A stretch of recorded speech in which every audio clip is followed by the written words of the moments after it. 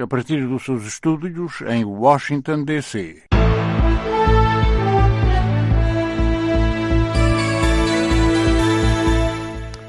Olá, ouvintes, bem-vindos a esta emissão da Voz da América a partir de Washington, nesta quarta-feira, 11 de setembro. Hoje aqui na capital americana, estamos com bom tempo. Ao microfone, na primeira meia hora desta emissão, está convosco João Santa Rita. A produção é de Mariano Bartolomeu, a assistência técnica é de Dan Crafton. Como sempre, começamos com os títulos das notícias internacionais. O Irão saúda o afastamento de John Bolton, conselheiro de Segurança Nacional dos Estados Unidos.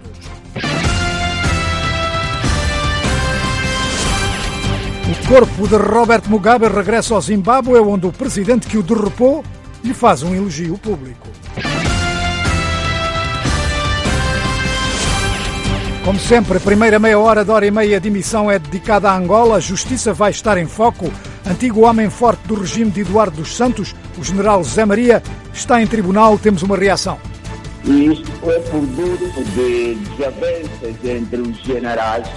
Isto não tem nada a ver com a justiça. O que eles querem é humilhar o Zé Maria.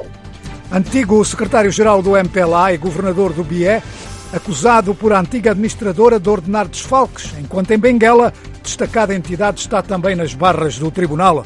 Há já um candidato à presidência da UNITA e critica asperamente como está o partido. Queremos desfazer essa imagem da UNITA, de que não honra com os seus compromissos, cultura de desrespeito ao direito, aos princípios da democracia. Sarampo na Lua Norte. Hoje vamos ter a versão das autoridades. Fique connosco para ouvir os pormenores destas e outras reportagens da Voz da América.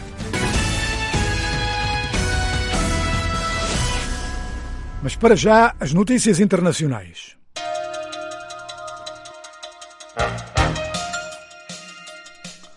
Um porta-voz do governo iraniano disse que a demissão do conselheiro de Segurança Nacional americano, John Bolton, poderá permitir ao presidente Donald Trump lidar com o Irão de um modo que disse ser menos tendencioso. Ali Rabiei disse que Bolton era um símbolo de políticas agressivas e animosidade para com o Irão. Entidades do governo iraniano, incluindo o ministro dos Negócios Estrangeiros, Mohammad Javad Zarif, têm repetidamente acusado Bolton de ser uma pessoa que se opõe ao diálogo para resolver as tensões entre os dois países. O secretário de Estado americano Mike Pompeo disse, contudo, ontem que o afastamento de Bolton não vai mudar a política externa do presidente. Os restos mortais do ex-presidente do Zimbábue, Robert Mugabe, chegaram hoje ao aeroporto de Harare, onde se encontrava uma guarda de honra e cerca de 2.000 apoiantes, familiares e entidades governamentais. A viúva de Mugabe, Grace, sentou-se ao lado do atual presidente Emmerson Mnangagwa, enquanto uma banda musical entoava uma música gospel. Mnangagwa, que afastou Mugabe do poder num golpe militar, saudou, contudo, o antigo presidente como um símbolo do panafricanismo, o pai da nação, acrescentando que o seu trabalho e ideologia continuarão a guiar o país. Vários chefes de Estado deverão participar na cerimónia oficial fúnebre no sábado, mas continua a desconhecer-se onde será sepultado no domingo. No Sudão do Sul, o presidente da República, Salva Kiir, e o líder rebelde Riek Machar concordaram em formar um governo de transição a partir de novembro, revelou hoje o ministro da Informação. Michael Makuei-Lueth disse que as delegações do governo e dos rebeldes discutiram questões menores e definiram o dia 12 de novembro como data para anunciar um novo governo de transição. Kiir e Machar, que chegaram a liderar um governo antes do divórcio que deu origem à Guerra Civil, assinaram um acordo há um ano que pôs fim à Guerra Civil que matou centenas de milhares de pessoas.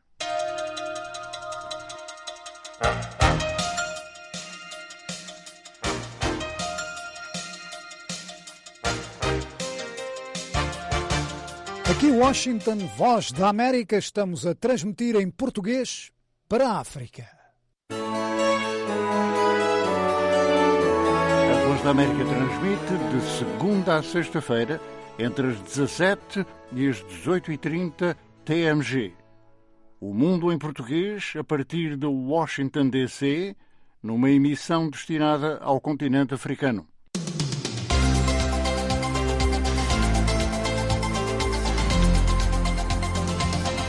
E agora, um bloco de notícias de Angola.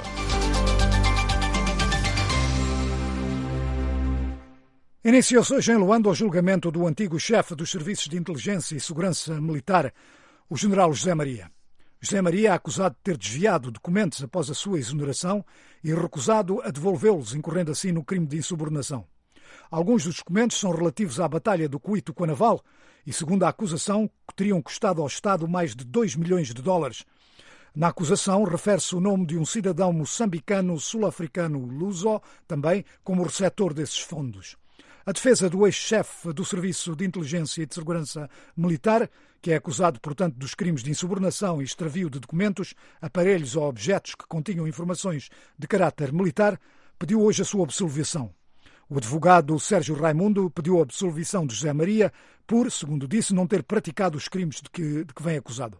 O primeiro dia do julgamento foi marcado pela decisão do juiz de não permitir a jornalistas a gravação, filmagem e fotografias dos procedimentos. Coque Mukuta.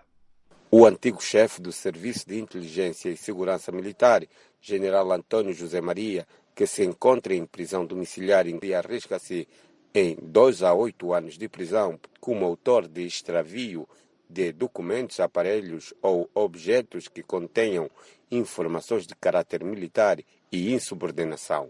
O primeiro dia serviu apenas para a leitura da acusação do Ministério Público, despacho de pronúncia e a contestação da defesa. Em reação ao início do polêmico julgamento de Zé Maria, o jurista Pedro Capracata entende ser uma retaliação de desavença entre generais angolanos.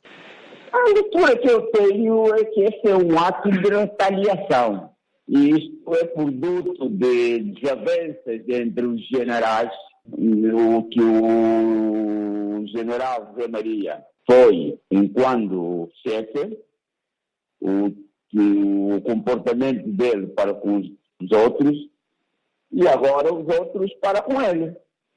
Isso não tem nada a ver com a justiça. Capracata lembra que no passado o general Zé Maria humilhou vários outros generais e por isso arrisca-se numa pena de 8 anos. Isso porque o que eles querem é humilhar o Zé Maria, o general Zé Maria, da mesma forma que, no segundo entender dos seus autores, ele também humilhou-os numa altura em que ele era chefe.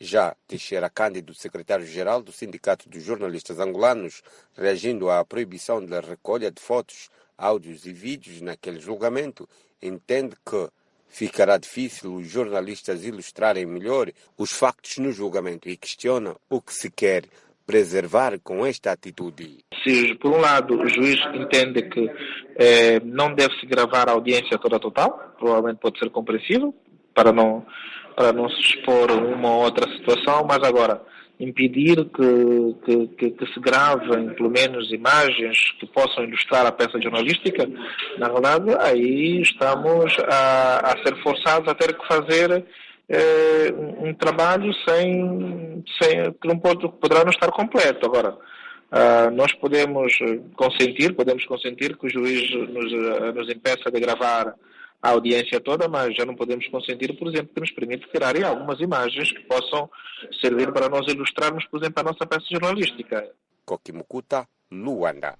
Obrigado, Coque Mukuta. Nós vamos continuar a seguir este caso, sem dúvida.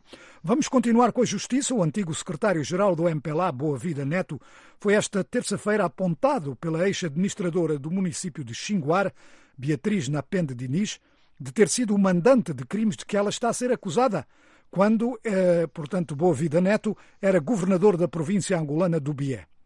Presa desde dezembro de 2018, a antiga gestora municipal e mais outros 21 arguidos respondem pelos crimes de peculato, associação criminosa, branqueamento de capitais, falsificação de documentos, participação em negócios e tráfico de influência e de terem defraudado o Estado angolano em quase 297 milhões de kwanzas. Mas agora, ela diz que tudo o que fez foi por ordem de Boa Vida Neto. A questão que se levanta é: há provas disso ou não? Venâncio Rodrigues. Diante do juiz do Tribunal Provincial, Beatriz Diniz negou esta terça-feira qualquer responsabilidade nos crimes de que é acusada, com o argumento de que os atos que praticou foram em cumprimento de ordens de Álvaro de Boa Vida Neto. Boa Vida Neto foi secretário-geral do MPLA, a cargo de que foi afastado em junho de 2019, sem que fossem avançadas as razões que terão levado à sua substituição por Paulo Pombolo. Boa Vida Neto foi o primeiro dirigente do MPLA a manifestar-se contra a prisão de membros do seu partido indiciados nos crimes de corrupção, tendo defendido que todos eles fizeram parte do mesmo sistema. O jornalista Eridio Manuel admite que a tendência dos réus em atribuir culpas a terceiros é uma estratégia dos advogados dos réus. O analista entende que as acusações de Beatriz Diniz têm de ser suportadas com documentos sob pena de não serem consideradas como provas. Começou-se a registrar a partir do momento em que ele foi arrolado como declarante no processo do Augusto Tomás. Nessa altura já se notava, havia já sinais de que ele seria entregue às esferas. E praticamente o administrador, o que disse, numa perspectiva, portanto, de uma fuga para frente, não é? Portanto, tentar responsabilizar tanto determinados gestores. Mas não basta, quer dizer, é preciso fazer uma prova material disso, que eles foram orientados a fazer. E a prova material é justamente a prova documental. Se for orientações verbais, as orientações verbais, portanto, elas são facultativas, né? As pessoas acatam se quiser ou não. Por sua vez, o jurista Pedro Capracata considera que as declarações da antiga administradora fazem todo sentido, considerando a sua condição de executora das orientações do seu superior hierárquico. O gestor é o governador. Se a administradora aponta o governador como tendo ordenado ou tendo conhecimento dos atos praticados, isto é inegável, uma vez que é essa pessoa que detém o poder decisório. Agora, pode haver efeitos ou prática de atos que estão além da ordem das decisões do governador. Venâncio Rodrigues, desde Luanda para a Voz da América. E agora, em Benguela, já está em tribunal o processo relativo a suspeitas de desvio de fundos na Delegação Provincial do Interior, em Benguela, com o antigo chefe dos recursos humanos, Moisés Caloeiro, expulso da corporação, acusado de ter inserido na folha de salários trabalhadores do seu hotel. Uma fonte judicial diz que a tramitação interna pode, se for o entendimento do juiz de causa, avançar para julgamento em breve. O advogado de defesa acusa a Procuradoria de aquilo que chama uma ânsia de prender. João Marcos. Fontes do Serviço de Investigação Criminal, de onde o processo seguiu para o tribunal, disseram que o arguido, que cumpriu alguns dias de prisão preventiva, terá inserido na folha de salários do interior vários fantasmas, entre os quais funcionários do seu hotel, que também chegaram a estar encarcerados. O vencimento médio, segundo investigadores, era de 500 mil kwanzas, quase 20 vezes mais do que o salário mínimo nacional e equivalente, a título de exemplo, ao salário de um vice-governador. São ordenados que, conforme completam as fontes, acabavam por engordar os cofres de Caloeiro, suspeito de ter engendrado a fraude financeira há 10 anos. À Voz da América, sem entrevista gravada, o seu advogado, José Faria, confirmou a nova etapa deste processo, admitindo que a qualquer momento possa ser notificado pelo tribunal no segmento do expediente interno. Dias antes, entretanto, Faria, em declarações à Rádio Eclésia de Benguela, após ter conseguido a libertação dos gestores do Hospital do Lubito, alertava para o que considera ser vontade de prender a reinar na PGR. Devemos saudar aqui alguns magistrados que fazem um bom trabalho, mas alguns determinados magistrados do Ministério Público têm uma ânsia de prenderem para depois investigarem. Outros não sei porque que são movidos de que tipo de paixões, de retaliações e outras coisas mais, porque não faz sentido. Quando tu não encontras um elemento probatório, não encontras a pessoa a cometer o crime em flagrante delito, imediatamente tu prendes. Estas palavras mereceram uma reação do Procurador-Geral da República, titular de Benguela, Herculano Chilanda, ao confirmar a existência de processos de peculato já em tribunal. Não há na PGR magistrados com a vontade de prender. O magistrado fez a sua função com obediência à lei e à sua consciência. Uma coisa é o processo, uma coisa é a linguagem do advogado. O advogado defende interesses do cidadão, interesses do seu constituinte. De Benguela, João Marcos, para a Voz da América. Obrigado, João. Só para clarificar que esse caso a que o João Marcos fez referência do Hospital do Lubito é o caso de 3 membros da direção do hospital detidos a 30 de julho por indícios de crime de peculato. Os 3 foram libertados, conforme nos disse o João Marcos. E agora vamos falar de política.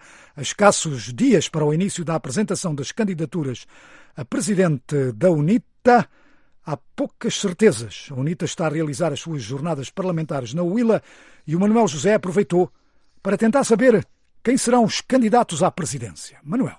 A abertura das candidaturas à presidência da UNITA começa na próxima segunda-feira, dia 16. O congresso do maior partido na oposição em Angola acontece em novembro, em Luanda. Isaías Samakuva mantém-se calado, não avança se vai para um novo mandato à frente dos destinos da UNITA. Adalberto da Costa Júnior, atual líder do grupo parlamentar, Raul Dando, vice-presidente, José Pedro Cachiungo, prefere esperar pelo dia oficial de abertura formal das candidaturas. O general Lucamba Paulo Gato disse à Voz da América, sem gravar entrevista, que o seu silêncio é muito mais importante que os demais candidatos. E quem não se cala é o outro general, Abílio Camalata Numa, diz que... Vou-me candidatar, eu serei candidato. Já andamos aqui a ver as forças com que contar e também os concorrentes. Temos uma proposta para o país, internamente também para o partido, e estamos prontos para esse embate. Mas afinal, o que de concreto pretende o general com esta candidatura? Perguntamos. É lutar exatamente pelo projeto da UNITA, que neste preciso momento ganhou uma roupagem não própria. Queremos desfazer essa imagem da UNITA, de ser um partido que não honra com os seus compromissos, uma UNITA que já vestiu a roupagem da cultura de desrespeito ao direito, aos princípios da democracia, factos que têm atrasado, de facto, a consolidar o nosso Estado Democrático de Direito. É contra isso que eu proponho a lutar. E mais disse o único candidato assumido. Muita gente fala Angola do futuro, mas no futuro não colocamos nada. Fala-se Angola do futuro, mas não se colocam ideias nenhumas. E eu quero exatamente colocar ideias fundamentais sob esta base, fazermos as reformas que se impõem, quer ao nível do Estado, a própria Constituição, etc, etc. A partir das terras altas da Xela, na Huila, Manuel José, para a Voz da América.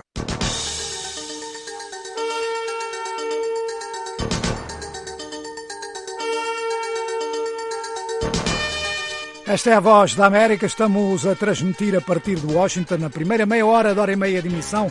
Estamos em onda média, em onda curta, estamos também em várias rádios FM na Guiné-Bissau. Mais tarde vamos estar também com outras rádios FM na Guiné-Bissau e com a Rádio Morabeza em Cabo Verde. Estamos na internet, voaportugues.com, temos também uma página no Facebook, VOA Português. E o nosso número no WhatsApp para nos contactar é 1908-652-4584. Caro ouvinte, não perca esta sexta-feira mais uma edição do programa da Voz da América Angola. Fala só! Fala só é todas as sextas-feiras, das 17h30 às 18h30, hora de Angola. Para participar é muito fácil. Basta enviar um SMS com o seu nome, província e número de telefone para os números 932 348698, vou repetir, 932 348698, ou então 917-760367. Repito este também, 917-760367. Já sabe, o ouvinte manda a informação e nós, à hora do programa, ligamos para si, nós pagamos a chamada, você fala só. Fala Isaías Samakuva, fala Rui Falcão, fala Abel Chivucovuco, fala Bonga, falam todos, fala Angola, fala só.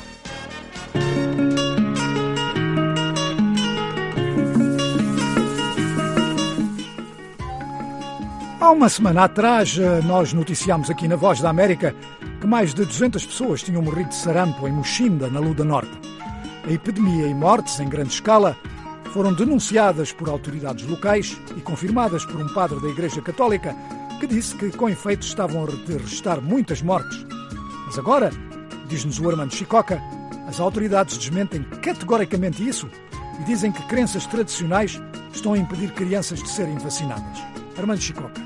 Diretor do Gabinete Provincial de Saúde do Governo da Lunda Norte, Jimmy Nhunga, nesta terça-feira, reagindo às recentes denúncias dos sobas, padres, pastores de igrejas e da sociedade civil, que alegam haver muitos óbitos em consequência do surto de sarampo naquela região. Um soba que falou, eu falei com o treinador que disse que morrem 80 pessoas por dia na Muxinda por causa de sarampo. Ora bem, ele tem que mostrar onde é que são essas pessoas que estão a ser enterradas, porque isso não é verdade. Falar que não é verdade não é porque eu sou diretor provincial, não é verdade mesmo. O que é que acontece no Cabo Verde? Sim, há casos de sarampo. Nós, no hospital, eu estou em Luanda, mas no hospital, até onde eu sabia, dados reais, tinham passado 29 casos de sarampo, onde tinha havido 3 óbitos. Aquele responsável disse ainda que o número de que as autoridades tradicionais apresentam não corresponde à verdade.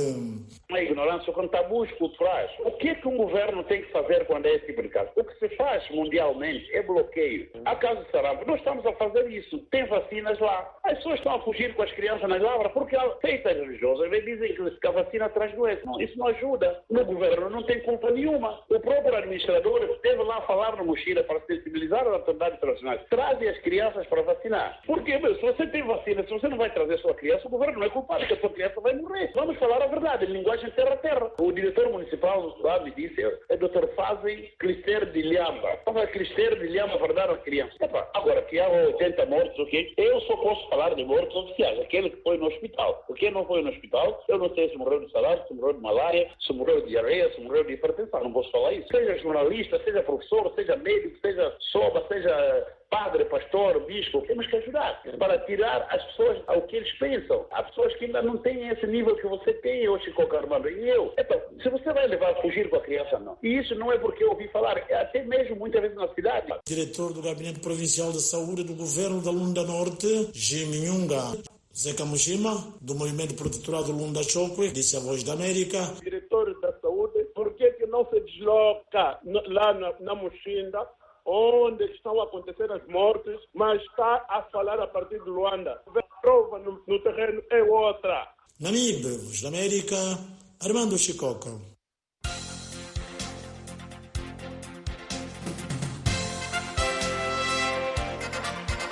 Na página desportiva vamos começar com os Jogos Africanos de Qualificação para o Mundial de Futebol.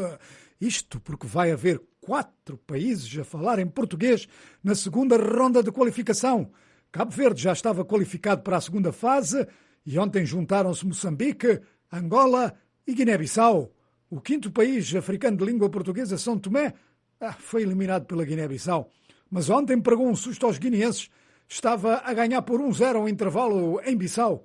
2 golos de Joseph Mendes na segunda parte deram a vitória aos guineenses, que já haviam ganho na primeira mão por 1-0. E quem é Joseph Mendes? Joga no Ajaccio, uma equipa da segunda divisão da França, baseada na ilha da Córcega. E Joseph Mendes não nasceu na Guiné-Bissau, nasceu em França, mas é guineense e marca golos. Não podíamos deixar de fazer aqui referência ao que se passou ontem em Harare, onde o Zimbábue recebia a Somália, depois de perder sensacionalmente a primeira mão por 1-0. Pois ontem, Zimbábue marcou aos 77 minutos, anulou, portanto, essa vantagem da Somália, mas a 5 minutos do fim, Somália iguala e há festa grande no Banco Somali. 1 minuto depois, a 4 minutos do fim, Zimbábue adianta-se 2-1. Mas isso não chega para passar. E já no tempo dos descontos, novo golo do Zimbábue. Bye-bye Somália, verdadeiramente dramático. Agora vamos para a segunda fase de qualificação. 40 nações divididas em 10 grupos. Os vencedores dos grupos avançam para a terceira ronda, que é disputada em sistema de eliminatória, e de onde sairão os 5 representantes para o Mundial de 2022. Para já, contudo, vamos aguardar pelo sorteio para os 10 grupos, onde estão lá, portanto, Cabo Verde, Moçambique, Guiné-Bissau e Angola.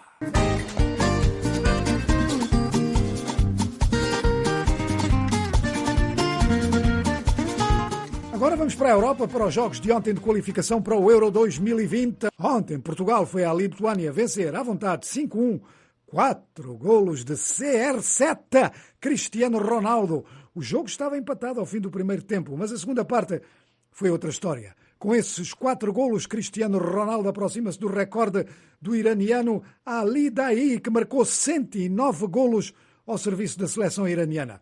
Ronaldo ontem aumentou para 93 o número de golos ao serviço da seleção de Portugal. Para mim é um orgulho representar a seleção. Estamos a passar por um bom momento, eu estou a passar por um bom momento. A equipa esteve bastante bem hoje, como esteve também contra a Sérvia.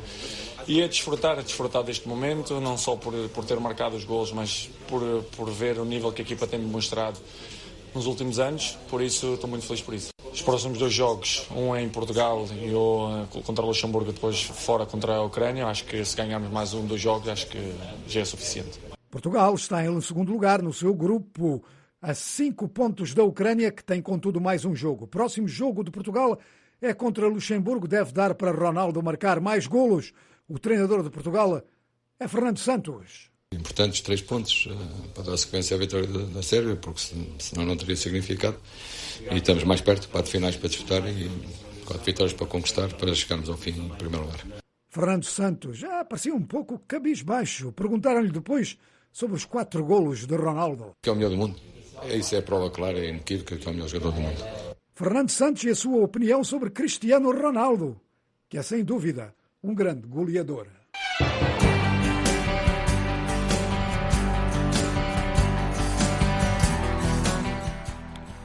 Há uma nova acusação de Moçambique de que é uma das grandes rotas do tráfico de drogas e que fundos foram usados no boom de construção civil que se viveu na capital e outros locais. Ramos Miguel. As Nações Unidas afirmam que Moçambique se tornou um corredor de grandes volumes de drogas, principalmente heroína, o que para o analista Fernando Mbanzi é uma verdade. O comandante-geral da polícia, Bernardino Rafael, disse diretamente que os agentes da Polícia da República de Moçambique estavam envolvidos em ações de tráfico de drogas. Por seu turno, o analista Francisco Matinho. Grande parte desse parque imobiliário era fruto do tráfico. A economia moçambicana não gerava dinheiro suficiente para justificar os níveis de função que havia em Maputo. Eu pude para a voz da marca Ramos Miguel. Obrigado, Ramos. Na segunda meia hora vamos ter uma reportagem bem mais alargada sobre esta questão do tráfico de drogas através de Moçambique. Chamo também a atenção para a terceira meia hora, onde hoje na agenda africana vamos falar da figura de Robert Mugabe, o antigo presidente do Zimbábue, que morreu há dias em Singapura. O seu corpo regressou hoje a Harare, portanto vamos falar de quem foi e o seu significado, Robert Mugabe. Até o início da segunda meia hora, a cargo do Amâncio Miguel, vamos ficar com a música de Lisa James, Kimpela Utela.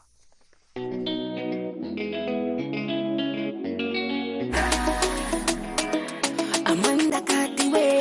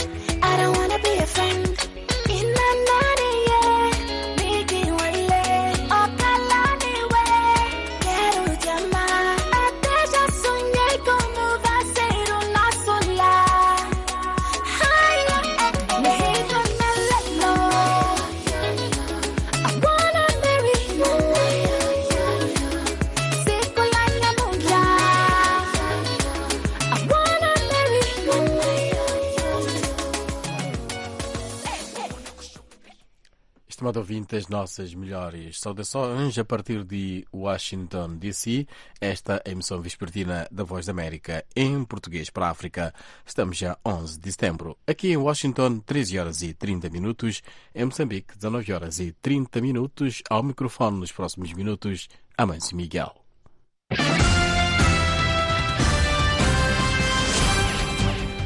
Um porta-voz do governo iraniano disse que a demissão do conselheiro de Segurança Nacional americano John Bolton poderá permitir ao presidente Donald Trump lidar com o Irão de um modo menos tendencioso. Os restos mortais do antigo presidente do Zimbábue, Robert Mugabe, chegaram hoje ao aeroporto do Harare, onde se encontrava uma guarda de honra e cerca de 2.000 apoiantes, familiares e entidades governamentais.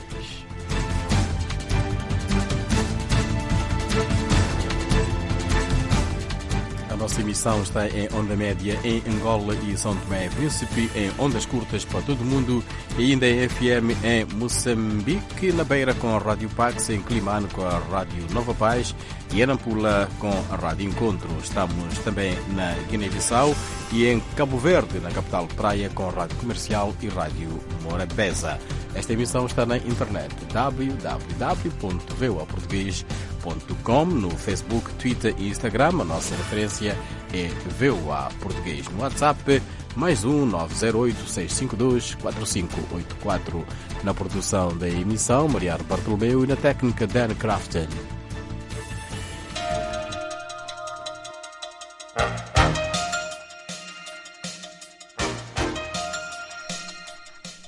As notícias aqui na Voz da América com João Santarita. Um porta-voz do governo iraniano disse que a demissão do conselheiro de Segurança Nacional americano John Bolton poderá permitir ao presidente Donald Trump lidar com o Irão de um modo que ele descreveu de menos tendencioso. Ali Rabiei disse que Bolton era um símbolo de políticas agressivas e animosidade para com o Irão. Entidades do governo iraniano, incluindo o ministro dos Negócios Estrangeiros Mohammad Javad Zarif, têm repetidamente acusado Bolton como uma pessoa que se opõe ao diálogo para resolver as tensões entre os dois países. O secretário de Estado americano Mike Pompeo disse, contudo, ontem que o afastamento de Bolton não vai mudar a política externa do presidente. Os restos mortais do antigo presidente do Zimbábue, Robert Mugabe, chegaram hoje ao aeroporto de Harare, a capital daquele país, onde se encontrava uma guarda de honra e cerca de 2.000 apoiantes, familiares e entidades governamentais. A viúva de Mugabe, Grace, sentou-se ao lado do atual presidente Emmerson Mnangagwa, enquanto uma banda musical entoava uma canção gospel. Mnangagwa, que afastou Mugabe do poder num golpe militar, saudou o antigo presidente como um símbolo do panafricanismo, o pai da nação, acrescentando que o seu trabalho e ideologia continuarão a guiar o país.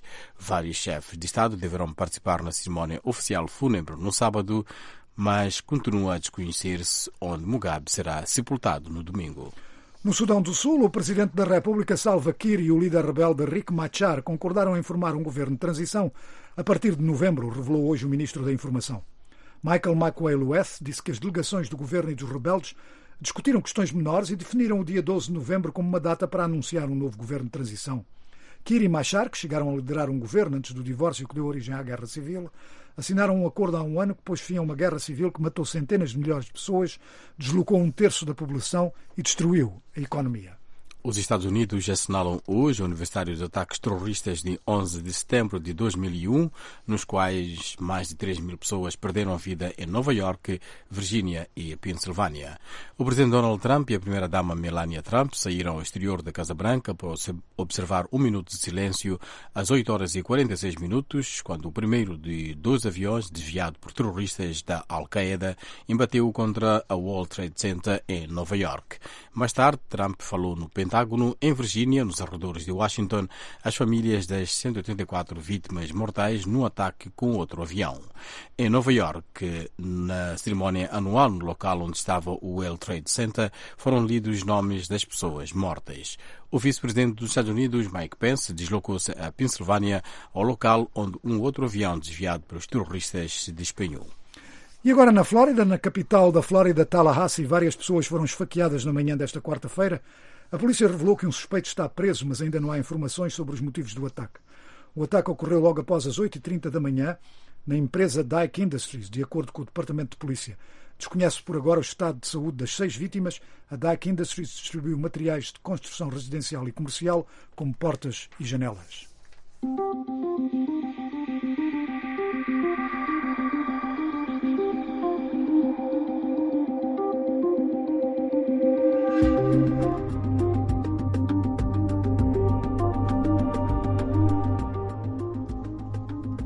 Em direto a partir de Washington, transmitimos esta emissão vespertina da Voz da América. Nos próximos minutos iremos falar do dilema de tráfico de drogas em Moçambique, críticas na Guiné-Bissau em relação ao papel da comunidade dos países de língua portuguesa neste país. Moçambique ainda lida com o impacto do ciclone Idai no centro de Moçambique, com as Nações Unidas a prometerem mais apoio. Iremos também novamente falar do 11 de setembro e também do funeral de Robert Gabriel Mugabe, o presidente do Zimbábue, cujos restos mortais já se encontram em Harare, a capital do país. 13h36. Em Moçambique, esquemas de corrupção envolvendo agentes do próprio Estado estão a dificultar o combate ao tráfico de drogas, dizem analistas. Detalhes com o Ramos Miguel. As Nações Unidas afirmam que Moçambique se tornou um corredor de grandes volumes de drogas, principalmente heroína, o que para o analista Fernando Mbanzi é uma verdade. A partir dos episódios que temos estado a acompanhar, a partir das detenções de outros cenários que envolvem situações de género, dá para chegar a uma conclusão de que realmente o tráfico de drogas é um problema sério neste país. E estudos internos também já provaram que efetivamente muitas fronteiras nossas servem de alguma maneira como pontos de entrada e de saída de substâncias proibidas, como a droga. Mbanzi afirmou que sem um trabalho sério de luta contra a corrupção no seio das instituições que devem combater o tráfico de drogas nas fronteiras, incluindo aeroportos, Moçambique será sempre um grande corredor. As autoridades reconhecem isso, mas nada fazem para inverter o cenário, acusou Fernando Mbanzi. O comandante-geral da polícia, Bernardino Rafael, disse diretamente que os agentes da Polícia da República de Moçambique estavam envolvidos em ações de tráfico de drogas, em ações de facilitação, tanto de entrada de pessoas, assim como de passagem de drogas, incluindo até passagem de produtos da fauna, até de pessoas também sem os devidos documentos de viagem. Por seu turno, o analista Francisco Matinho considera a corrupção um grande obstáculo à luta contra o tráfico de drogas, fenômeno que em Moçambique esteve ligado ao boom que se registrou no setor da construção nos últimos anos em Moçambique, tal como foi reconhecido por um prominente procurador do país, Augusto Paulino. Grande parte desse parque imobiliário era fruto do tráfico.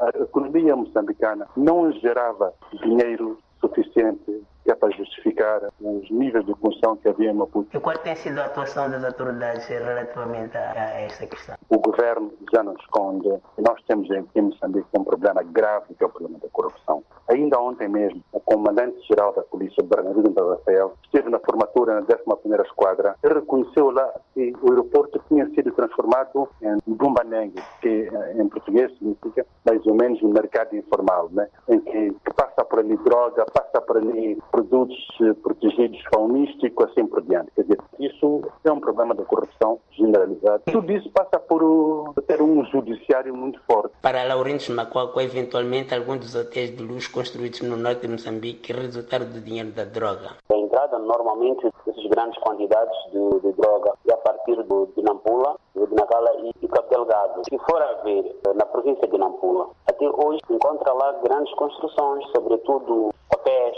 de luxo, de alguma forma acabam ficando às mostas, não é? Então, questiono-se qual é que é o interesse desses tais proprietários em construir esses tais hotéis. Pois. Então, pressupõe aquilo lavagem de dinheiro proveniente desse tráfico. De Maputo para a Voz da América, Ramos Miguel. Obrigado, Ramos Miguel, reportando de Maputo sobre a problemática de drogas. O Papa Francisco destacou hoje a coexistência interreligiosa em Moçambique, Madagascar e Ilhas Maurícias, 3 países que visitou nos últimos 10 dias. Na audiência geral e diante de dezenas de milhares de fiéis em Roma, Francisco agradeceu a Deus por permitir que, nas suas palavras, fizesse uma visita como um peregrino de paz e esperança e agradeceu a todos por terem recebido com muito amor e carinho. O Papa Francisco acrescentou, e citamos, em Moçambique fui lançar sementes de esperança, paz e reconciliação numa terra que sofreu tanto no passado recente devido a um longo conflito armado e que na primavera passada foi atingida por 2 ciclones que causaram danos muito sérios. A Igreja continua a acompanhar o processo de paz que deu um passo em frente no dia 1 de agosto com um novo acordo entre as partes, declarou o líder da Igreja Católica, Papa Francisco. Na Guiné-Bissau, analistas criticam o papel da comunidade de países de língua portuguesa. Tal acontece numa altura em que o secretário executivo da organização visita este país da África Ocidental e de expressão portuguesa. Timóteo Sabambunde diz que a presença da comunidade dos países de língua portuguesa na Guiné-Bissau é tida como uma simples aparência diplomática. Detalhes com Lassana Kassamá. O analista referiu ainda ao mais recente caso de golpe de Estado de 12 de abril de 2012, em que a CPLP recuou face à intervenção da CDAO no cenário. A CPLP exigia que a Guiné-Bissau retornasse ao status quo anterior ao golpe de Estado daquele ano, enquanto que a CDAO defendia, digamos assim, a retomada da Guiné-Bissau ao concerto das nações, aceitando, ou seja, reconhecendo as condições que haviam se criado depois da consumação do golpe. Sr. Doutor, isso não é um elemento que prove de facto que, em termos de protagonismo, a CPLP perdeu muito terreno face à CDAO? Sim, é isso que eu ia dizer. Mas havia momentos em que a CPLP esteve bem e mais ativa na Guiné-Bissau. Lembrou por seu lado o jurista Silvestre Alves, na altura representante da junta militar a nível internacional, que viria afastar Nino Vieira do poder. A CPLP estava na sua pujança máxima, desde logo por papel de salvamento, a operação de salvamento que fizeram, portanto, a evacuação dos civis, dos cidadãos que estavam em perigo. Portanto, isso abriu as portas para uma certa intervenção, um certo protagonismo. Mas pouco a pouco, portanto, a CDAO, que era a força próxima, portanto, a comunidade de integração mais efetiva, devido à sua proximidade, começou a ganhar espaço e foi ganhando até a instalação da força militar. Aí começou a consolidar o seu papel, a sua capacidade interventora para a resolução do problema guineano. Desde então, segundo algumas considerações, o papel da CPLP na Guiné-Bissau não foi mais além de que uma peça figurativa. Silvestre Alves acredita, entretanto, que a Guiné-Bissau tem sido prejudicada pelos jogos de interesses entre os países que integram as duas organizações, neste caso, a CPLP e a CDAO. A Guiné-Bissau acaba por ser, de alguma maneira, palco de uma certa desforra de intervenções, de clivagens noutros campos de atuação entre parceiros, entre membros do CPLP e interesses da CDAO, por exemplo. Portanto, naturalmente que tudo isso vai pesando, mas é a dinâmica da geopolítica. Para Timóteo Sabambunde, a CPLP deve adotar uma nova estratégia da sua presença na Guiné-Bissau, que passaria pelas articulações políticas e diplomáticas com a própria CDAO. É possível ainda que a CPLP tenha uma maior efetividade, uma maior assertividade, um engajamento mais produtivo, mais efetivo aqui na Guiné-Bissau, mas isso não vai acontecer naturalmente. Acho que isso vai acontecer a partir de articulações políticas, diplomáticas, a nível das duas organizações, para que se possa compreender e aceitar, não é, a importância dessas duas plataformas na resolução e nos esforços com vistas à retomada da normalidade política e governativa na Guiné-Bissau. Era o especialista para assuntos da diplomacia internacional, Timóteo Sabambunde. Lassana Kassamá, é a Voz da América em Bissau. Obrigado, Lassana, em Bissau, onde estamos presentes em várias cidades. Estamos, por exemplo, com a rádio comunitária de Bafatá, com a Sixaoco e Leste FM em Gabu e com a rádio Papagaio em Buba. Na capital Bissau, de onde reporta o Lassana Kassamá, estamos na Pidgiti e Capital FM. 13h44 aqui em Washington, 17h44 em Bissau. Depois de Bissau, voltamos a Moçambique, onde as Nações Unidas vão lançar esta quinta-feira um novo apelo de emergência para salvar a vida de 2.500.000 residentes do centro de Moçambique afetados pelas calamidades naturais. Segundo apurou o nosso correspondente Francisco Júnior, é necessário um valor adicional de cerca de 400 milhões de dólares americanos para prestar assistência humanitária urgente à população flagelada pelos ciclones Idai e Kenneth e pela seca até maio de 2020.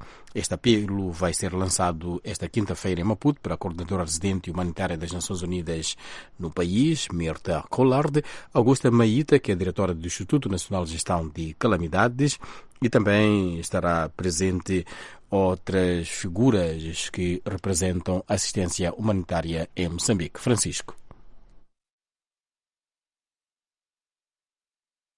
A ONU decidiu lançar um novo apelo de emergência na tentativa de salvar a vida de 2.500.000 moçambicanos. No total, as organizações humanitárias trabalhando aqui em Moçambique, não só Nações Unidas, mas também as ONGs que trabalham na resposta humanitária, entre todos nós conseguimos arrecadar 195 milhões de dólares, que fica muito abaixo dos 440 que foi inicialmente pedido para fazer frente às necessidades humanitárias aqui no país. Isso foi mais ou menos uns 44% do que foi pedido. Então agora, com esse novo apelo internacional, nós estamos pedindo, além desses 440 que já tinha sido solicitado, um valor adicional de 398 milhões de dólares para a nova etapa da resposta humanitária aqui no país. Saviano Abreu, porta-voz do Escritório das Nações Unidas para a Coordenação de Assuntos Humanitários, escritório esse baseado em Nairobi, Quênia, diz que precisa-se desse valor com urgência, pois a época chuvosa vai começar em breve e há ainda muitos moçambicanos a sofrer. Não esqueçamos as pessoas de Moçambique, não esqueçamos as pessoas que foram afetadas pelos ciclones e vamos tentar, entre todos, como aqui a gente fala, estamos juntos, né? Vamos estar juntos também com as pessoas durante esse próximo período agora, que pode ser crítico para aquelas pessoas que já estão de maneira muito vulnerável aqui no país. Saviano Abreu, porta-voz do Escritório Regional das Nações Unidas para a Coordenação de Assuntos Humanitários, esclareceu ainda que os valores a solicitar nesta quinta-feira não têm nenhuma relação com os 3 bilhões e 200 milhões de dólares americanos que o governo moçambicano pediu numa conferência na Beira para a reconstrução pós-ciclones em Moçambique. De Maputo, para a Voz da América, falou Francisco Júnior. Obrigado, Francisco. Nós continuamos aqui em Washington com a emissão vespertina, quando são 13 horas e 47 minutos, 19h47 em Moçambique. Já é noite para as bandas do Índico. Também é noite para os lados do Atlântico. Vamos agora à banda que é Luanda. Iniciou hoje nesta cidade o julgamento do antigo chefe do Serviço de Inteligência e Segurança Militar, o general José Maria. Ele é acusado de ter desviado documentos após a sua exoneração e recusado devolvê-los, incorrendo assim no crime de insubordinação. Um dos documentos é relativo à Batalha de Cuito-Cuanaval, que, segundo a acusação, teriam custado ao Estado mais de 2 milhões de dólares americanos. A defesa pediu a sua absolvição. Detalhes com o Coque Mukuta. O antigo chefe do Serviço de Inteligência e Segurança Militar, general Antônio José Maria, que se encontra em prisão domiciliar e arrisca-se em 2 a 8 anos de prisão como autor de extravio de documentos, aparelhos ou objetos que contenham informações de caráter militar e insubordinação. O primeiro dia serviu apenas para a leitura da acusação do Ministério Público, despacho de pronúncia e a contestação da defesa. Em reação ao início do polêmico julgamento de Zé Maria, o jurista Pedro Capracata entende ser uma retaliação de desavença entre generais angolanos. A leitura que eu tenho é que esse é um ato de retaliação. E isto é produto de desavenças entre os generais.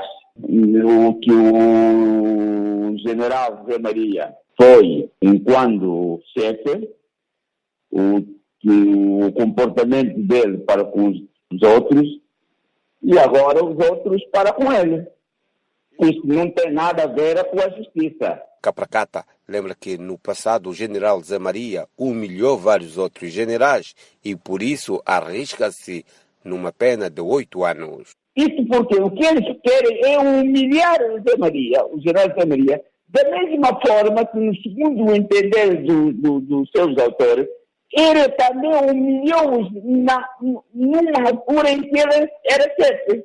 Já Teixeira Cândido, secretário-geral do Sindicato dos Jornalistas Angolanos, reagindo à proibição da recolha de fotos, áudios e vídeos naquele julgamento, entende que ficará difícil os jornalistas ilustrarem melhor os factos no julgamento e questiona o que se quer preservar com esta atitude. Se, por um lado, o juiz entende que não deve-se gravar a audiência toda total, provavelmente pode ser compreensível, para não se expor a uma ou outra situação, mas agora impedir que se gravem pelo menos imagens que possam ilustrar a peça jornalística, na verdade aí estamos a ser forçados a ter que fazer um trabalho que não poderá não estar completo. Agora, nós podemos consentir que o juiz nos impeça de gravar a audiência toda, mas já não podemos consentir, por exemplo, que nos permite tirarem algumas imagens que possam servir para nós ilustrarmos, por exemplo, a nossa peça jornalística. Kokimukuta, Luanda.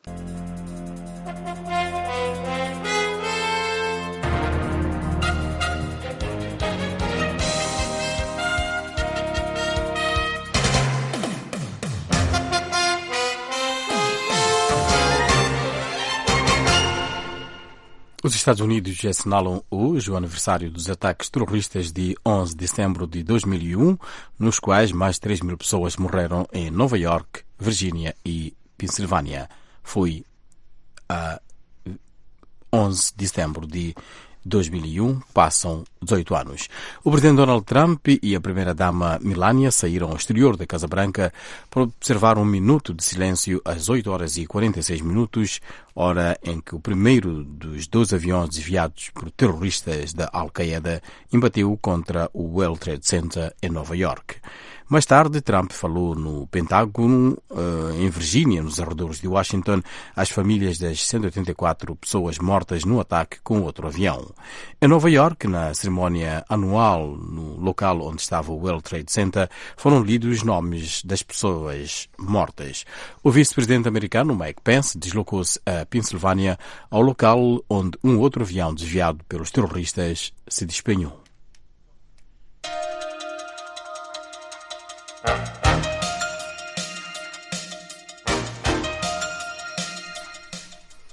Numa rara comunicação ao país, o presidente dos Camarões, Paul Biya, disse que depois de todos os esforços que ele envidou para resolver a crise separatista nas regiões de língua inglesa, os combatentes que se beneficiam do apoio financeiro de camaroneses na diáspora continuam a destruir o seu país.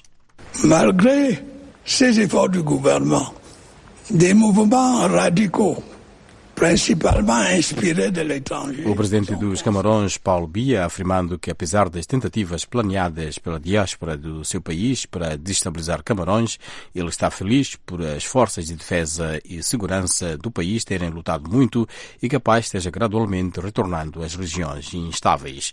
Ele diz que todos os países do mundo devem ajudá-lo, impedindo que a diáspora camaronesa patrocine os rebeldes. Il est indispensable de rappeler que les ministres et autres responsables ne sont pas nommés. Paul Biya, por outro lado, disse que deu instruções claras para os que sofrem em resultado recebam assistência humanitária dentro e fora dos Camarões e que a narrativa sobre a marginalização dos que falam inglês é infundada.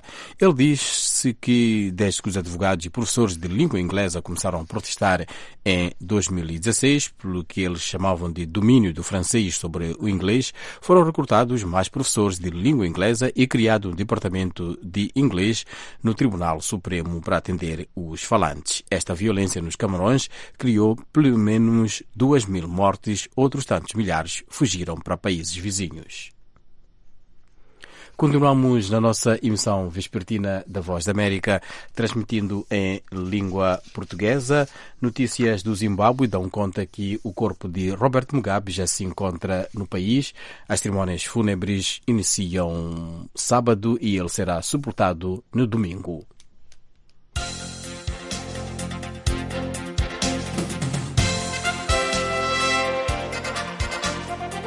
Na página desportiva vamos começar com os Jogos Africanos de Qualificação para o Mundial de Futebol.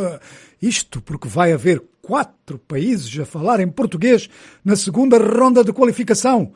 Cabo Verde já estava qualificado para a segunda fase e ontem juntaram-se Moçambique, Angola e Guiné-Bissau. O 5º país africano de língua portuguesa, São Tomé, foi eliminado pela Guiné-Bissau. Mas ontem pregou um susto aos guineenses. Estava a ganhar por 1-0 ao intervalo em Bissau. 2 golos de Joseph Mendes na segunda parte deram a vitória aos guineenses, que já haviam ganho na primeira mão por 1-0. E quem é Joseph Mendes? Joga no Ajaccio, uma equipa da segunda divisão da França, baseada na ilha da Córcega. E Joseph Mendes não nasceu na Guiné-Bissau, nasceu em França, mas é guineense e marca golos. Não podíamos deixar de fazer aqui referência ao que se passou ontem em Harare, onde o Zimbábue recebia a Somália, depois de perder sensacionalmente a primeira mão por 1-0. Pois ontem, Zimbábue marcou aos 77 minutos, anulou, portanto, essa vantagem da Somália, mas a 5 minutos do fim, Somália iguala e há festa grande no Banco Somali. 1 minuto depois, a 4 minutos do fim, Zimbábue adianta-se 2-1. Mas isso não chega para passar. E já no tempo dos descontos, novo golo do Zimbábue. Bye Somália, verdadeiramente dramático. Agora vamos para a segunda fase de qualificação. 40 nações divididas em 10 grupos. Os vencedores dos grupos avançam para a terceira ronda, que é disputada em sistema de eliminatória, e de onde sairão os 5 representantes para o Mundial de 2022. Para já, contudo, vamos aguardar pelo sorteio para os 10 grupos, onde estão lá, portanto, Cabo Verde, Moçambique, Guiné-Bissau e Angola.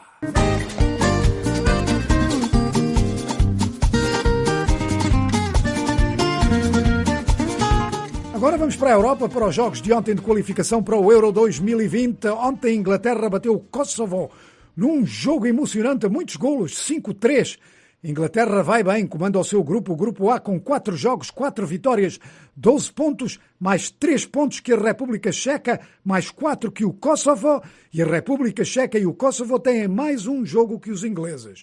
Os campeões do mundo, a França, também vão bem. Ontem vitória fácil sobre Andorra, 3-0, mas no seu grupo, o grupo H, tem concorrência da Turquia, que ontem foi à Moldova ganhar 4-0. Turquia e França estão no topo do grupo, 15 pontos, mais 3 que a Islândia, que ontem perdeu com a Albânia, 4-2. Ontem, Portugal foi à Lituânia vencer à vontade, 5-1.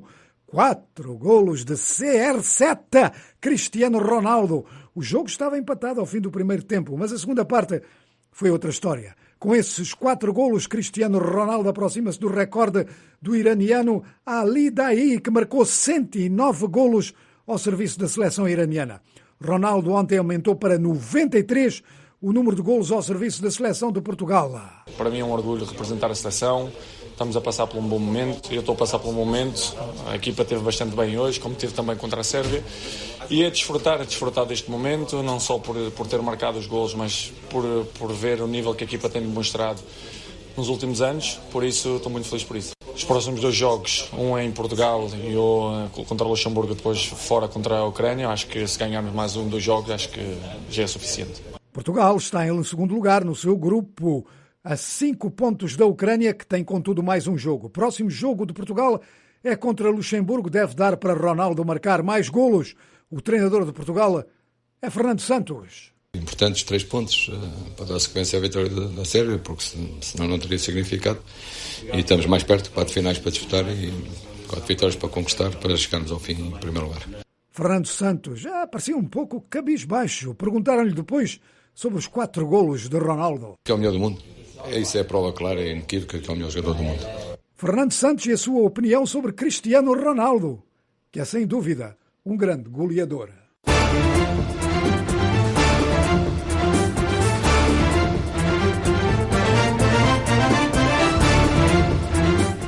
Até o final desta meia hora de emissão, o resumo das notícias. Um porta-voz do governo iraniano diz que a demissão do conselheiro de segurança nacional americano John Bolton poderá permitir ao presidente Donald Trump lidar com o Irão de um modo menos tendencioso. Os Estados Unidos assinalam hoje o aniversário dos ataques terroristas de 11 de setembro de 2001, em que mais de 3.000 pessoas morreram em Nova York, Virgínia e Pensilvânia. Passam 18 anos.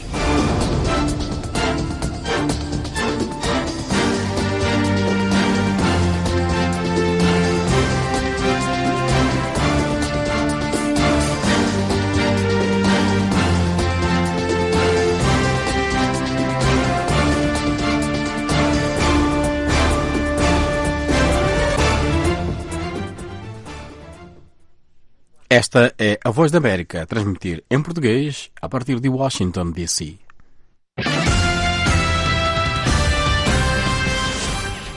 Transmitimos em ondas curtas para todo o mundo e ainda em FM em Moçambique, Cabo Verde, Guiné-Bissau e São Tomé e Príncipe. A nossa emissão está na internet www.voaportugues.com. No Facebook, Twitter, Instagram e Snapchat, a nossa referência é bastante simples. Basta escrever VOA Português e fale conosco durante todo o dia no nosso número do WhatsApp, que é o +1 908 652 4584. Aqui em Washington são neste momento 14 horas e 1 minuto. Ao microfone, Amâncio Miguel, na produção Leo Sahilo e na técnica Ted Crafton.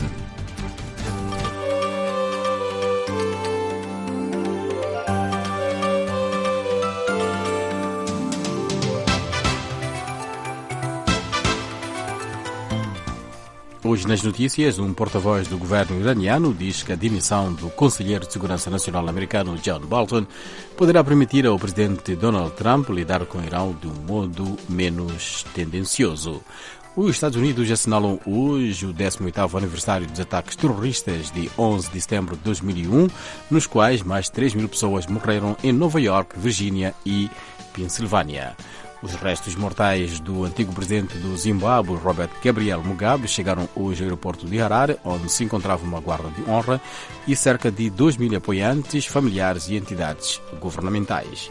E hoje, por ser quarta-feira, teremos esta questão da morte de Robert Mugabe na nossa rubrica Agenda Africana. Também na nossa emissão iremos falar da vida aqui na América. Continue conosco, acompanhando esta nossa emissão vespertina e, para começar a nossa reportagem, vamos a Moçambique, onde analistas dizem que esquemas de corrupção envolvendo agentes do próprio Estado estão a dificultar o combate ao tráfico de drogas. A partir de Maputo, reporta Ramos Miguel.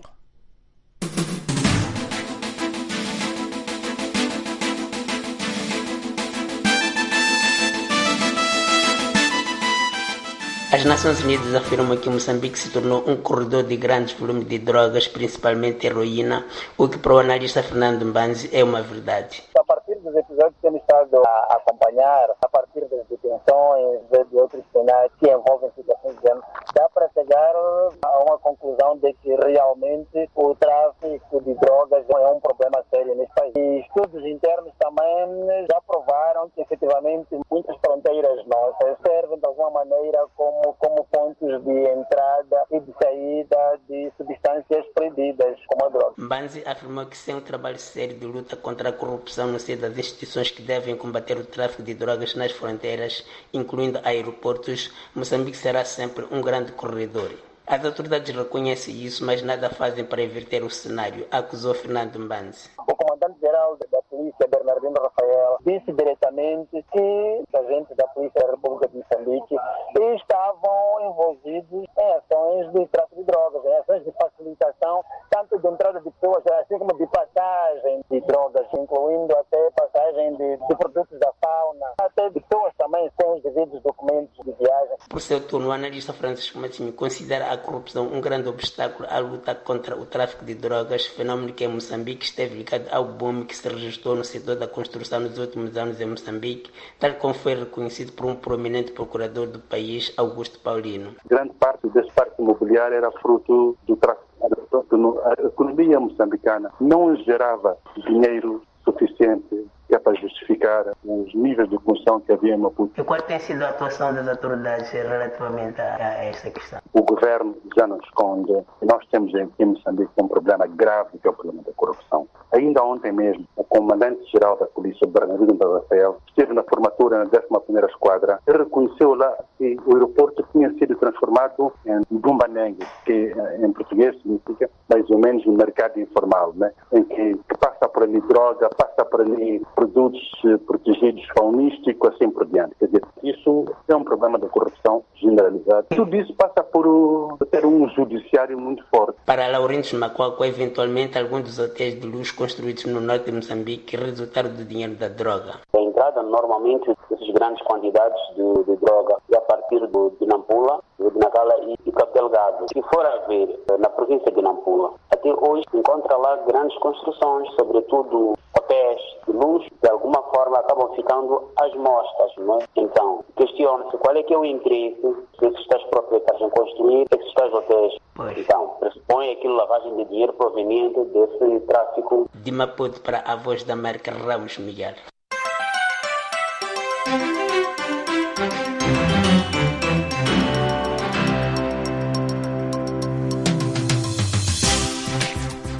Emissão vespertina da Voz da América disponível em Cabo Verde na rádio Morabeza. E agora a economia no mundo com o Álvaro Lugero Andrade. Na revista económica desta quarta-feira, comecemos por falar da apresentação técnica, conhecida internacionalmente por Roadshow, que antecedeu ao concurso público internacional de atribuição de direitos minerais para a prospecção e exploração de diamantes, ferro e fosfatos em Angola, que foi realizada ontem no Dubai e juntou 76 individualidades em representação de 21 empresas e instituições financeiras daquele país.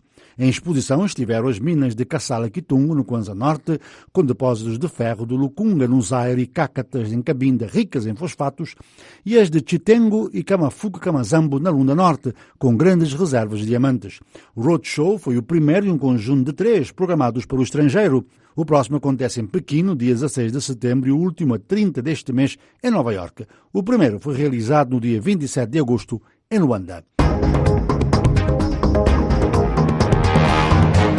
Em Moçambique, o ministro da Economia e Finanças, Adriano Malayana, disse hoje em Maputo que o país vai instituir um fundo soberano com as receitas da indústria extrativa, faltando apenas definir o montante e a finalidade da verba. Uma vez assegurada a existência do fundo soberano, disse Malayana, num seminário realizado pela Financial Times, falta definir quanto dinheiro proveniente das receitas da indústria extrativa será canalizado para a referida conta e o volume de poupança e de investimento. A agricultura, pescas, turismo e indústria são áreas que devem ter uma comparticipação cada vez mais crescente na economia moçambicana para que o crescimento não se concentre apenas no gás natural, defendeu o ministro.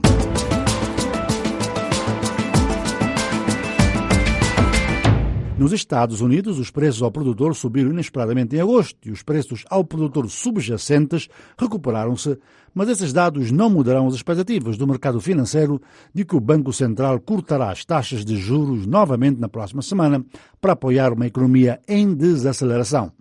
O Departamento do Trabalho divulgou hoje que seu índice de preços ao produtor para a demanda final avançou 0,1% no mês passado, com um salto no custo dos serviços que compensou a maior queda no preço de bens em 7 meses.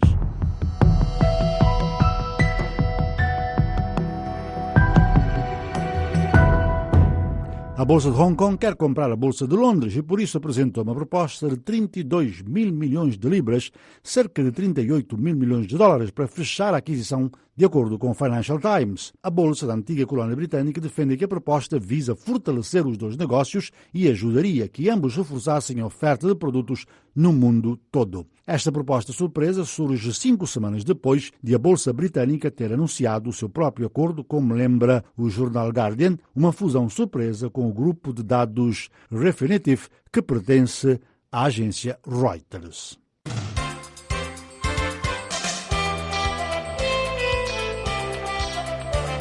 Caro ouvinte, não perca esta sexta-feira mais uma edição do programa da Voz da América Angola. Fala só! Fala só é todas as sextas-feiras, das 17h30 às 18h30, hora de Angola. Para participar é muito fácil. Basta enviar um SMS com o seu nome, província e número de telefone para os números 932 348698, vou repetir, 932 348698, ou então 917-760367. Repito este também, 917-760367.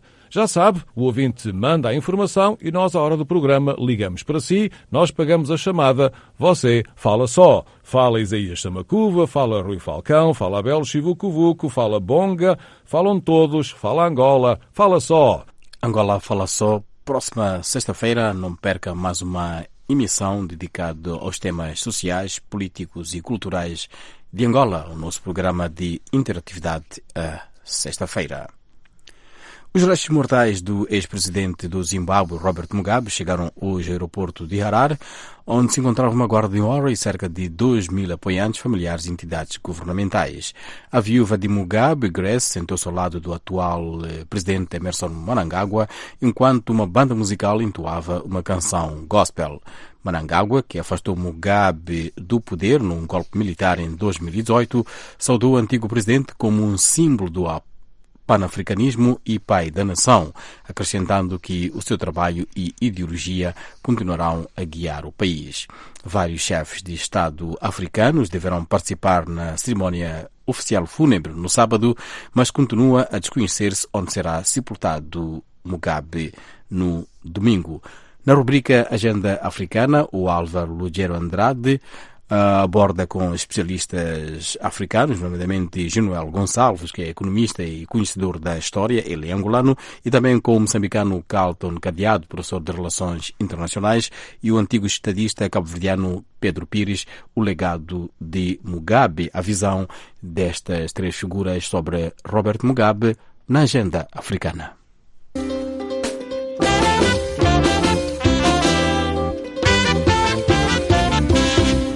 Agenda Africana.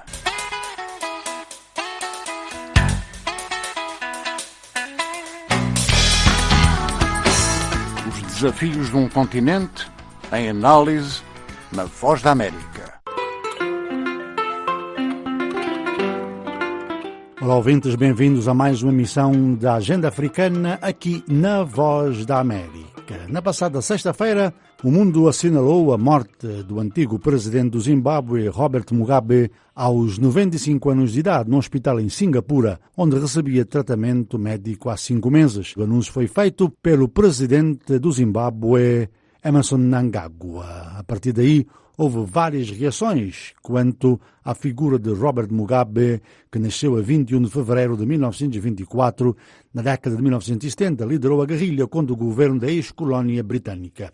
Em 1979, a primeira-ministra britânica, Margaret Thatcher, reconheceu oficialmente a independência da Rodésia, como era chamado o país. No ano seguinte, Mugabe foi eleito primeiro-ministro. No início do seu mandato, ele conseguiu unir a população através de uma política de reconciliação racial e por ter sido um dos ícones da luta pela independência, muitos o consideraram um herói, que acabou com o governo da minoria branca, ampliando o acesso à saúde e à educação para a população negra. Entretanto, mais tarde, ele veio a revelar-se um autocrata que levou a economia do Zimbábue à ruína, de acordo com os analistas. Os últimos anos da sua presidência foram marcados por violações de direitos humanos e corrupção que colocaram o país sob sanções internacionais. Ele renunciou em 2017 devido à pressão do próprio partido e dos militares. Nesta edição da Agenda Africana, vamos tentar reconstruir um pouco também a imagem que se tem de Robert Mugabe. Eu falei com Pedro Pires, antigo combatente pela independência de Cabo Verde e também ele,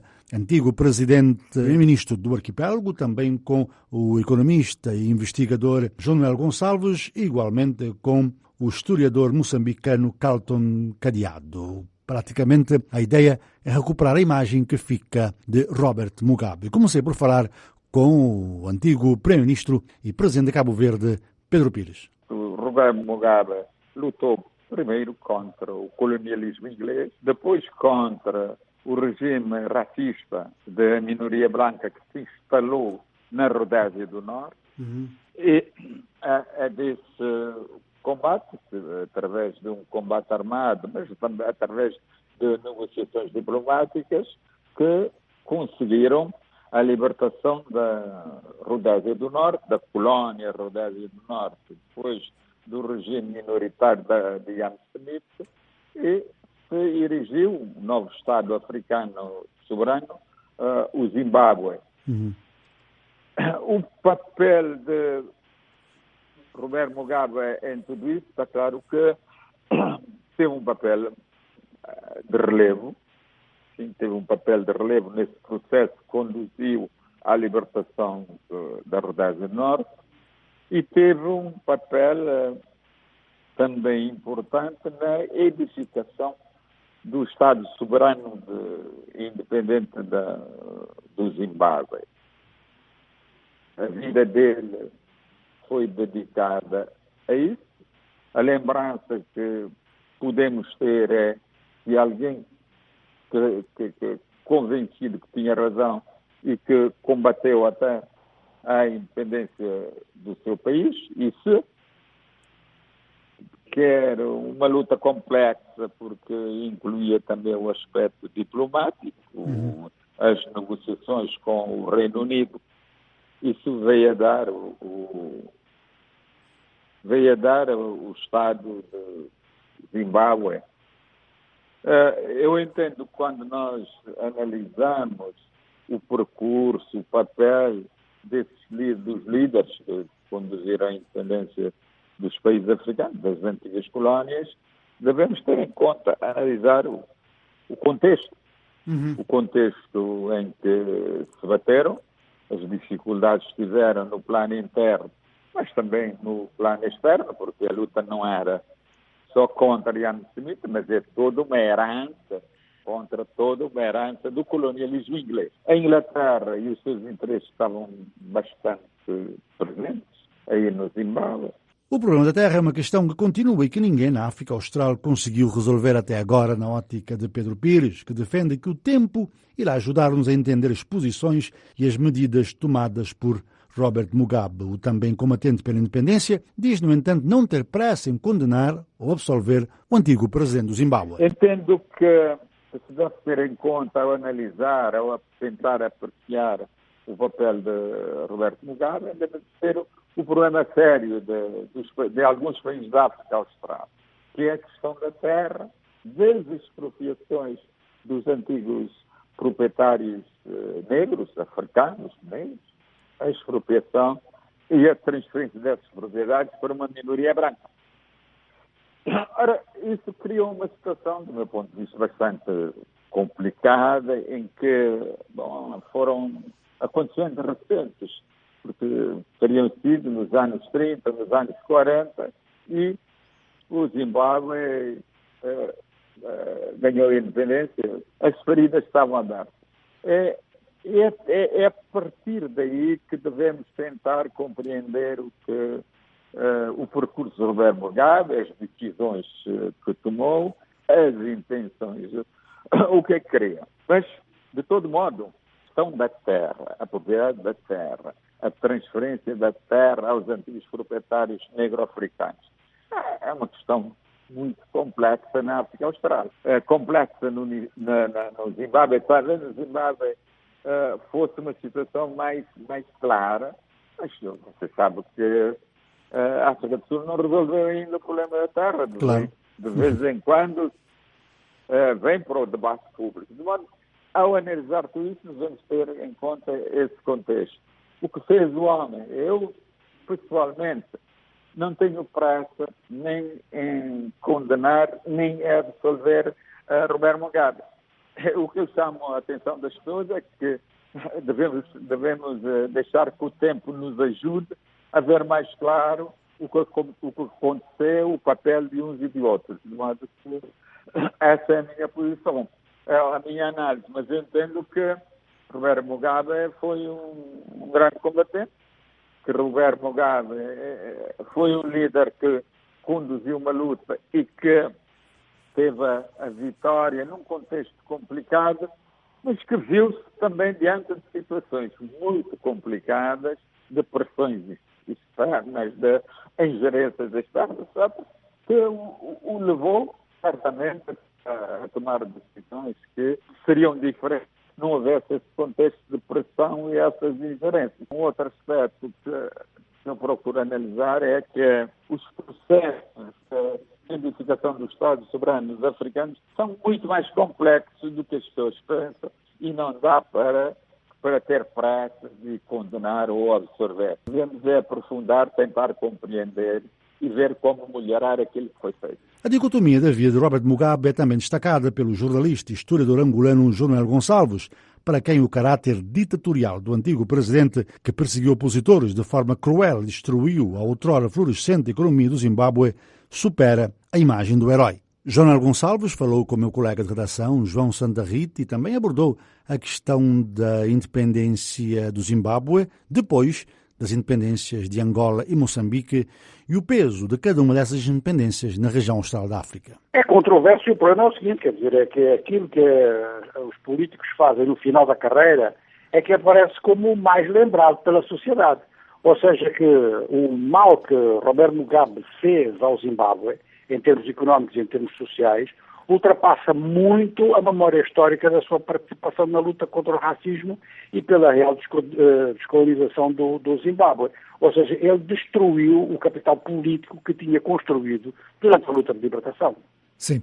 Em termos da luta de libertação, nós sabemos que a independência do Zimbábue veio já após, portanto, a independência de Moçambique e de Angola. Achas que a independência do Zimbábue foi importante neste aspecto, da libertação total da África Austral, ou foi apenas um passo que era inevitável? Não, foi um passo que era inevitável e foi facilitado pela independência de Angola e de Moçambique. As independências de Angola e de Moçambique, agora com o recuo, com a análise que a gente faz, é que alteram completamente o quadro estratégico da África Austral. E o Zimbábue era um campo de batalha, inclusive, digamos, secundário. O campo de batalha principal era a África do Sul e os campos de batalha que podiam fazer pressão sobre isso eram Angola e Moçambique. Ou seja, que mesmo a África do Sul, naquela altura, sentiu que o regime de Ian Smith era insustentável e colaborou com os americanos na retirada do Ian Smith. Mas não foi a luta do Zimbábue que foi a mais determinante de todas. De longe, foi Angola e Moçambique. E é interessante lembrar aqui uma frase do primeiro presidente de Angola, o Neto, uma frase pronunciada em Moçambique, quando ele referiu, e isto dá justamente a centralidade e a importância das lutas em Angola e Moçambique, quando ele disse que, a fase da luta naquele momento era pela Namíbia e pela África do Sul, mas os mortos estavam em Angola e Moçambique. A imagem de Robert Mugabe não se diferencia nas várias análises e leituras que se fazem, particularmente desde a morte dele na passada sexta-feira. Falei hoje com o historiador e investigador moçambicano Carlton Cadeado, que também aborda o legado do antigo presidente. É difícil ter uma única imagem de Robert Mugabe. A primeira grande imagem que todos conhecemos é do grande nacionalista africano e zimbabuiano até o ano 2000. Depois do ano 2000 aparece a figura de Robert Mugabe muito associada aos problemas de economia e do desastre que está-se a viver do ponto de vista socioeconómico agora. E do ponto de vista do legado político, será que teremos podemos falar de um legado político claro, das suas teorias ou posições em relação, por exemplo, à economia, em relação às liberdades, em relação à terra? Sem dúvidas. Robert Mugabe sempre foi um defensor da africanidade, do orgulho africano. Robert Mugabe sempre foi um defensor da imagem de um Zimbábue livre, com terra para as pessoas, apesar de ter falhado na forma como ele implementou essa sua convicção de liberdade e de direitos dos zimbabuianos. Os líderes da geração da independência já estão a morrer, outros já passaram a reforma. Será que vamos ter líderes que poderão trazer esta visão africanista, posição um pouco mais radical talvez, como Robert Mugabe, ou não? A posição africanista nota-se hoje em dia, sobretudo quando existe um confronto entre os líderes africanos e as posições das potências europeias e até americanas. Mas há uma posição mais suave dos atuais comparativamente a Robert Mugabe, que assumiu corajosamente a decisão de confrontar. Então, os próximos, os que continuam, não vão fazer a mesma confrontação, até porque tem na memória o preço caro que o Robert Mugabe pagou por ter feito essa confrontação. A questão das sanções, principalmente. Exato, as sanções. Neste momento, quase todos os países estão muito focalizados e quase todos os líderes estão muito focalizados na questão eleitoralista e temem qualquer tipo de confrontação que possa pôr em causa a relação com essas grandes potências e pagarem um preço caro que depois possa ilegitimar dentro dos seus próprios países. Pode ser entendido como uma cobardia, mas é um exercício de cálculos de custo e benefício que é próprio de jogo político. E dentro do Zimbábue, haverá uma corrente pró-Robert Mugabe dentro do partido no poder? Ou pouco a pouco essa corrente poderá vir a ser assimilada ou irá deixar para trás o legado de Robert Mugabe? Eu creio, e quero sublinhar isso, que vai haver sempre uma corrente muito pró-Mugabe. Mugabe governou o país durante 37 anos como primeiro-ministro, depois como presidente, e foi marcante na vida do Zimbábue, sobretudo por causa desta veia independentista. E não nos esqueçamos que durante muito tempo, enquanto Robert Mugabe esteve a governar, praticamente o meio rural todo era visto na imagem de um único líder como Mugabe. Então, para muitas pessoas, essa memória vai continuar, mesmo dentro da ZANU-PF. O Mnangagwa vai pagar um preço muito caro de ter tirado o Mugabe da forma como tirou.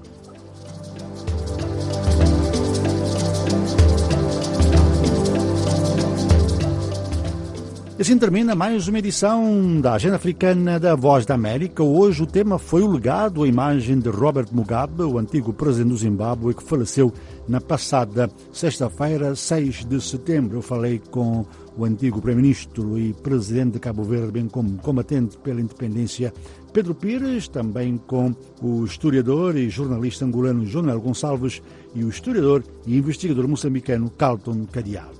Até a próxima quarta-feira. Eu sou Álvaro Lugel Andrade. Continue com a Voz da América.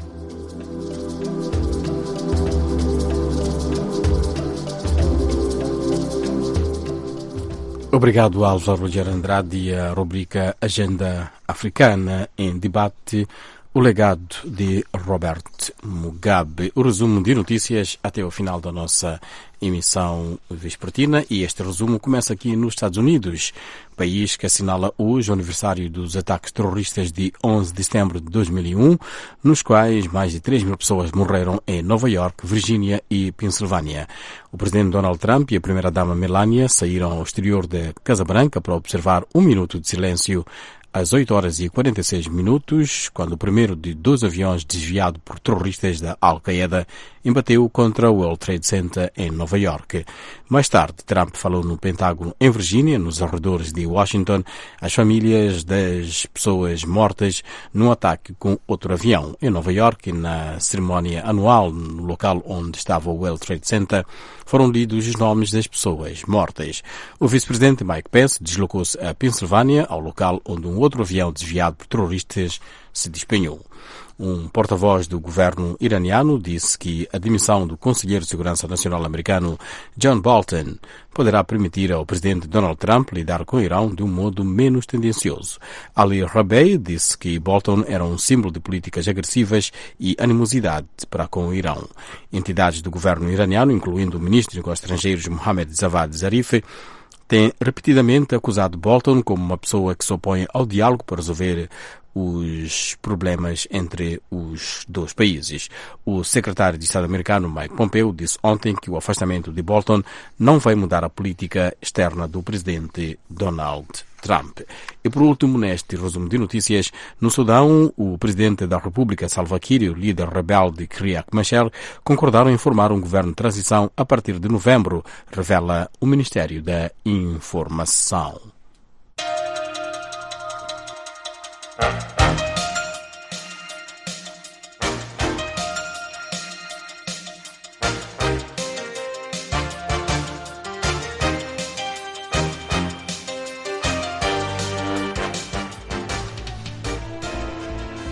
E assim chegamos ao final da nossa emissão vespertina deste 11 de setembro de 2019. Despedem-se na técnica Dan Crafton, na produção Leo Sahilo e Amancio Miguel ao microfone. Nós voltaremos amanhã. Continua a acompanhar a Voz da América no endereço www.voaportugues.com. Boa noite.